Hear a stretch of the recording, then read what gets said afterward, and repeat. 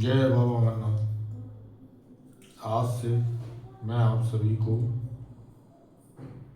पद्म पुराण का श्रवण कराने जा रहा हूँ। मेरे द्वारा नित्य यथासंभव जब समय मिलता है तब रात्रि की पूजा में पुराणों का अध्ययन किया जाता है। तो मैंने यह विचार किया क्यों ना आप सभी श्रद्धालुओं को भी, जिनकी आस्था धर्म के प्रति है, पुराणों के प्रति है, तो उन्हें भी इस सौभाग्य से लाभान्वित करें। तो आइए आज हम सभी पद्म पुराण का श्रवण करते हैं। जय श्री हरि पद्म पुराण। ओम श्री हरि पद्म पुराणम। तुमेव माता च पिता तुमेव बंधु च सखा तुमेव विद्या द्रविणं तुमेव सर्वं मम देव देव। आज का अध्याय ब्रह्मा जी की आयु तथा युग आदि का कालमान, भगवान वारा द्वारा पृथ्वी का रसातल से उद्धार और ब्रह्मा जी के द्वारा रचे हुए विविध सर्गों का वर्णन। लुतस्य जी कहते हैं, राजन, ब्रह्मा जी सर्वज्ञ एवं साक्षात नारायण के स्वरूप हैं। वे उपचार से आरोप द्वारा ही उत्पन्न हुए कहलाते हैं। वास्तव में वे नित्य ही हैं। अपने निजी मान से उनकी आयु 100 वर्ष की मानी जाती है। वह ब्रह्मा जी की आयु पर कहलाती है। उसके आधे भाग में पाराद कहते हैं। 15 निमेष का एक काष्ठा होती है। 30 काष्ठाओं की एक कला और 30 कलाओं का मुहूर्त होता है। 30 मुहूर्तों के काल को मनुष्य एक दिन रात माना गया है। 30 दिन रात का एक मास होता है। एक मास में 2 पक्ष होते हैं। 6 महीने में अनन्य और 2 अयनों का एक वर्ष होता है। अयन का दो हैं, दक्षिणायन और उत्तरायण। दक्षिणायन में देवताओं की रात्रि है और उत्तरायण में उनका दिन है। देवताओं 12,000 वर्षों के 4 युग होते हैं, जो क्रमशः सतयुग, त्रेता, द्वापर और कलयुग के नाम से प्रसिद्ध हैं। अब इन युगों का वर्ष विभाग सुनो। पुरातत्व के ज्ञाता विद्वान पुरुष कहते हैं कि सतयुग आदि का परिणाम क्रमशः 4, 3, 2 और 1000 दिव्य वर्ष है। प्रत्येक युग के आरंभ में उतने ही 100 वर्षों की संध्या कही जाती है और युग के अंत में संध्यांश होता है। संध्यांश का मान भी उतना ही है जितना संध्या का। नित्य श्रेष्ठ संध्या और संध्यांश के बीच में जो समय है उसी को युग समझना चाहिए। वही सतयुग और त्रेता आदि के नाम से प्रसिद्ध है। सतयुग, त्रेता, द्वापर और कलयुग ये सब मिलकर चतुर्युग कहलाते हैं। ऐसे 1000 चतुर्युग का ब्रह्मा जी का एक दिन कहा जाता है। राजन, ब्रह्मा के एक दिन में 14 मनु होते हैं। उनके समय का परिणाम सुनो। सप्तर्षि देवता इंद्र, मनु और मनु के पुत्र ये एक ही समय में उत्पन्न होते हैं और तथा अंत में साथ ही साथ इनका संहार भी होता है। 71 चतुर्युग में से कुछ अधिक काल का एक मनवंतर होता है। यही मनु और देवताओं आदि का समय है। इस समय दिव्य गणना के अनुसार 8,52,000 वर्षों का एक मनवंतर होता है। महामते मानव वर्षों से गणना करने पर मनवंतर काल मानव पूरे 30,67,20,000 वर्ष होता है। इससे अधिक नहीं। इस काल में 14 गुना करने पर ब्रह्मा का एक दिन माना जाता है। उसके अंत में नैमित्तिक नाम वाला ब्रह्म प्रलय होता है। उस समय भूतलोक, भूलोक और स्वर्गलोक, संपूर्ण त्रिलोक की दंड होने लगती हैं और महालोक में निवास करने वाले पुरुष आंच के संतप्त होकर जनलोक में चले जाते हैं। दिन के बारंबार ही अपनी रात बीत जाने पर ब्रह्मा जी पुनः संसार की सृष्टि करते हैं। इस प्रकार ब्रह्मा जी का एक वर्ष व्यतीत होता है तथा इसी क्रम से उनके 100 वर्ष पूरे हो जाते हैं। 100 वर्ष ही उनकी महात्मा की पूरी आयु। भीष्म जी ने कहा, महामुनि, कल्प के आदि में नारायण संज्ञक भगवान ब्रह्मा ने जिस प्रकार संपूर्ण भूतों की सृष्टि की उसका आप वर्णन कीजिए। पुलत्स्य जी ने कहा, राजन, सबकी उत्पत्ति के कारण और अनादि भगवान ब्रह्मा जी जिस प्रकार प्रजावर की सृष्टि की वह बताता हूँ, सुनो। जब पिछले कल्प में का अंत हुआ उस समय रात्रि में सोकर उठने वाले सत्वगुण के उद्रेक से युक्त प्रभु ब्रह्मा जी ने देखा कि संपूर्ण लोक सूना हो रहा है। तब उन्होंने यह जानकर कि पृथ्वी एक वर्ण के जल में डूब गई है और वो इस समय पानी के भीतर भी ही स्थित है, उसको निकलने की इच्छा से कुछ देर तक विचार किया। फिर यम यज्ञ में वाराह का रूप धारण करके जल के भीतर प्रविष्ट हुए। भगवान पाताल लोक में आया देख पृथ्वी देवी भक्ति से विनम्र हो गई और उनकी स्तुति करने लगी। पृथ्वी बोली, भगवान आप सर्वभूत स्वरूप परमात्मा, आपको बारंबार प्रणाम है। आप इस पाताल लोक में मेरा उद्धार कीजिए। पूर्व काल में आपसे ही उत्पन्न हुई थी परमात्मा, आपको नमस्कार है। आप सबके अंतर्यामी, आपको प्रणाम है। प्रधान और अव्यक्त आपके ही स्वरूप है। काल भी आप है, आपको नमस्कार है। प्रभु, जगत की सृष्टि आदि के समय आप ब्रह्मा विष्णु और रुद्र रूप धारण करके संपूर्ण भूतों की उत्पत्ति, पालन और संहार करते। यद्यपि आप इन सब से परे मुमुक्षु पुरुष आपकी आराधना करते मुक्त हो परब्रह्म परमात्मा प्राप्त हो गए। भला आप वासुदेव की आराधना किए बिना कौन मोक्ष पा सकता है? जो मन से ग्रहण करने योग्य, नेत्र इंद्रियों अनुभव करने योग्य तथा बुद्धि के द्वारा विषाणी, वह सब आप ही का रूप है। नाथ, आप ही मेरे उपादान है, आप ही आधार हैं। आपने ही मेरी सृष्टि की है तथा आप ही की शरण में हूँ। इसलिए आप जगत के लोग मुझे माधवी कहते हैं।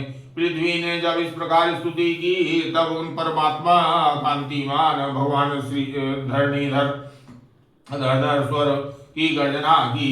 श्याम वेद ही उनकी ध्वनि के रूप में प्रकट हुआ। उनके नेत्र खिले हुए कमल के समान शोभा पा रहे थे तथा शरीर कमल के पत्ते के समान श्याम रंग का था। उन महावार रूप धारी भगवान पृथ्वी को अपने दाढ़ों से उठा लिया और रसातल से ऊपर की ओर उठे।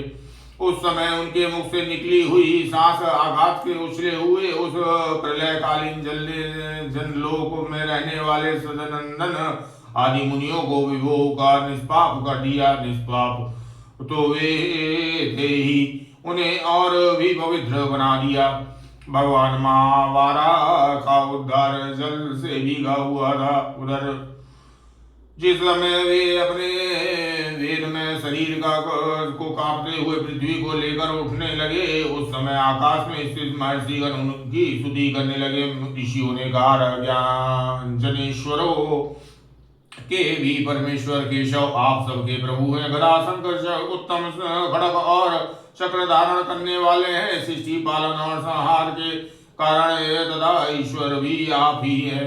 जिसे परम पद कहते हैं वह भी आपसे भिन्न नहीं है। प्रभु, आपका प्रभाव अतुलनीय है। पृथ्वी और आकाश के बीच जितना अंतर है वह सब आपके ही शरीर में व्याप्त है। इतना ही नहीं, यह संपूर्ण जगत भी आपसे व्याप्त है। भगवान, आप इस विश्व का हित साधन कीजिए। जगदीश्वर एकमात्र आप ही परमात्मा, आपके सिवा कोई दूसरा नहीं है। आपकी ही महिमा है जिससे यह चराचर जगत व्याप्त हो रहा है। यह सारा जगत ज्ञान स्वरूप है तो भी अज्ञानी पुरुष इसे पदार्थ रूप देखते हैं, इसलिए उन्हें संसार समुद्र में भटकना पड़ता है। परंतु परमेश्वर जो विज्ञान वेदा है, जिनका अंतकरण शुद्ध है, वे समस्त संसार को ज्ञान में ही देखते हैं, आपका स्वरूप ही समझते हैं।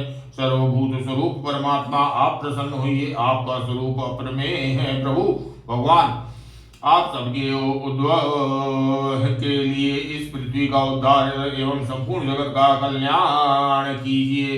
राजन सनकादि मुनि जब इस प्रकार स्तुति कर रहे थे उस समय पृथ्वी को धारण करने वाले परमात्मा महावारा शीघ्र ही इस वसुंधरा को ऊपर लेकर आ गए और उसे महासागर जल पर स्थापित किया। उस जल राशि के ऊपर यह पृथ्वी एक बहुत बड़ी नौका की भांति स्थित थी। तत्पश्चात भगवान ने पृथ्वी को कई विभाग में करके 7 द्वीपों का निर्माण किया तथा भूलोक, भूलोक, स्वरलोक और महलोक, इन चारों लोकों को अपूर्वत कल्पना की। तदंतर ब्रह्मा जी ने भगवान से कहा, प्रभु, मैंने इस समय जिन प्रधान प्रधान असुरों का वरदान दिया है उनको देवताओं की भलाई के लिए आप मार डालें। मैं जो सृष्टि रचूंगा उसका आप पालन करें। ऐसा कहने पर भगवान विष्णु तथास्तु कहकर चलेगा और ब्रह्मा जी देवता आदि प्राणियों को सृष्टि प्रारंभ की।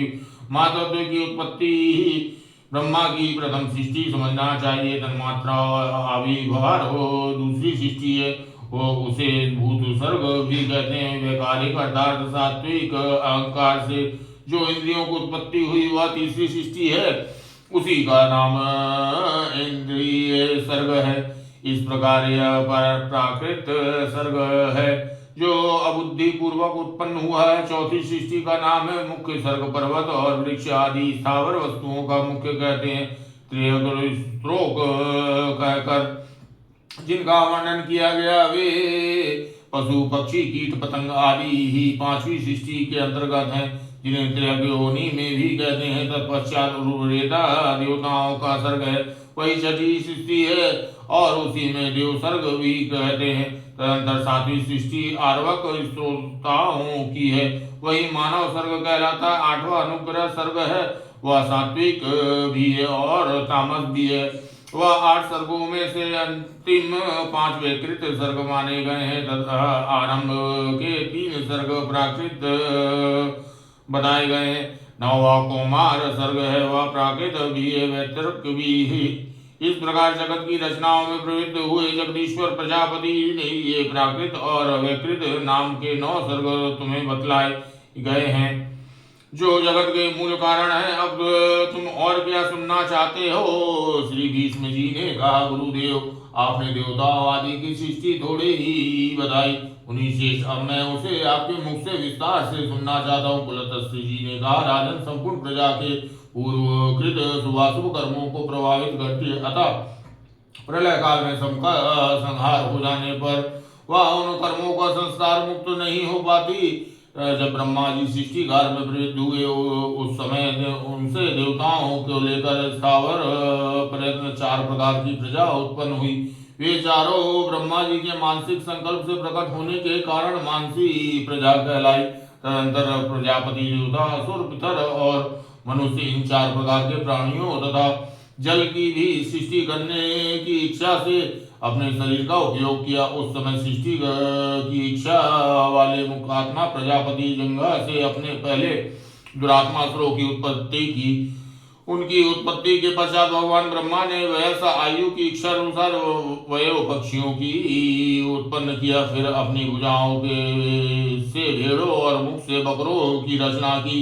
इसी प्रकार अपने पेट से गायों और भैंसों तथा पैरों से घोड़े आदि गधे, नील गाय, हरिण, ऊंट, खच्चर तथा दूसरे पशुओं की सृष्टि की। ब्रह्मा जी की रोमावलियों से फल मूल तथा भांति भांति के अन्नों का प्रादुर्भाव हुआ। गायत्री छंद स्त्रोतम रथंतर तथा अग्निष्टम यज्ञ की प्रजापति अपने पूर्ववर्ती मुख से प्रकट किया। यजुर्वेद त्रिपुट छंद पंचदश स्त्रोतम और दक्षिण वाले मुख से रचना की। सामवे जगती छंद सप्तदश स्त्रोतम वैरूप और अतिरात्र भाग की सृष्टि पश्चिम मुख से की तथा 21 स्त्रोतम अथर्ववेद आयुक्तायाम अनुष्टम छंद और वैराज की उत्तरवर्ती मुख से उत्पन्न की। छोटे बड़े जितने प्राणी हैं सब प्रजापति के विभिन्न अंगों से उत्पन्न हुए। कल्प के आदि में प्रजापति ब्रह्मा ने देवता, असुरों, पितरों और मनुष्यों की सृष्टि करके फिर यक्ष, पिशाच, गंधर्व, अप्सरा, सिद्ध, किन्नर, राक्षस, सिंह, पक्षी, मृग और सर्पों को उत्पन्न किया। नित्य और अनित्य जितना भी चराचर जगत है सबको आदि करता भगवान ब्रह्मा ने उत्पन्न किया है। उन सब उत्पन्न हुए प्राणियों में जिन्होंने पूर्व काल में जैसे कर्म किए थे वे पुनः बारंबार जन्म लेकर वैसे ही कर्मों में प्रवृत्त होते हैं। इस प्रकार भगवान विधाता ने ही इंद्रियों से विषयों भूतों और शरीरों को विभिन्नता एवं पृथक पृथक व्यवहार उत्पन्न किया। उन्होंने कल्प के आरंभ में वेद के अनुसार देवता आदि प्राणियों के नाम रूप और कर्तव्य का विस्तार किया। ऋषियों तथा न्याय प्राणियों की वेद कूलन नाम और उनके यथा योग्य कर्मों भी ब्रह्मा जी के निश्चित किया। जिस प्रकार भिन्न भिन्न ऋतुओं को बारंबार आने पर उनके विभिन्न प्रकार के चिन्ह पहले से समान ही प्रकट होते हैं, उसी प्रकार सृष्टि के आरंभ से सारे पदार्थ पूर्व कल्प के अनुसार ही सृष्टि गोचर होते हैं। सृष्टि के लिए इच्छुक और सृष्टि की शक्ति से युक्त ब्रह्मा जी कल्प आदि की बारंबार ऐसी ही सृष्टि किया करते हैं। श्री विष्णु नमः।